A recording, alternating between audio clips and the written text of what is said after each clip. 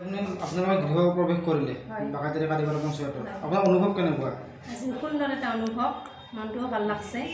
তাৰপিছত আমাক আজি নতুন 5 বছৰৰ কাৰণে যি কাৰ্যভাৰ দায়িত্বভাৰ আমাক অৰ্পণ কৰিছে, আমি খুব আনন্দিত।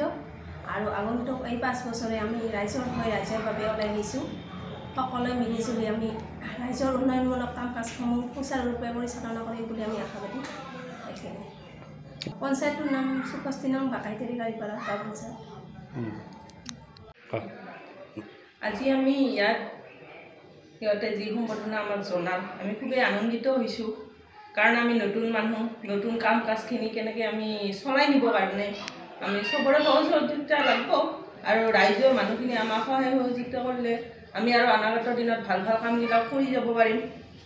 সেয়াই আৰু সভাত কোন কোন উপস্থিত আছিল?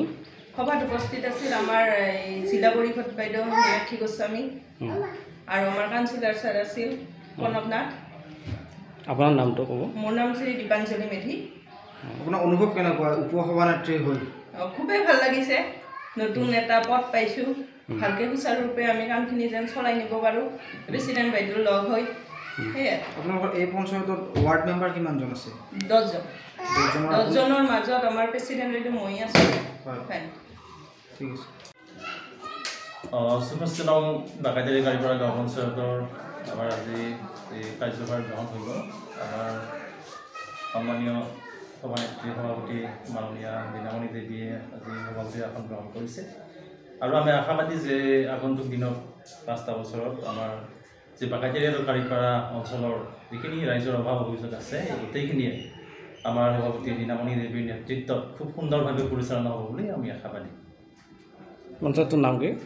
পঞ্চায়ত নাম 64 নং বাগাইতাৰী কাৰিপাৰা গাঁও পঞ্চায়ত। কি সমষ্টি? কোনটো সমষ্টি? দুৰ্নৈ বিধানসভা সমষ্টি। দুৰ্নৈ বিধানসভা সমষ্টি।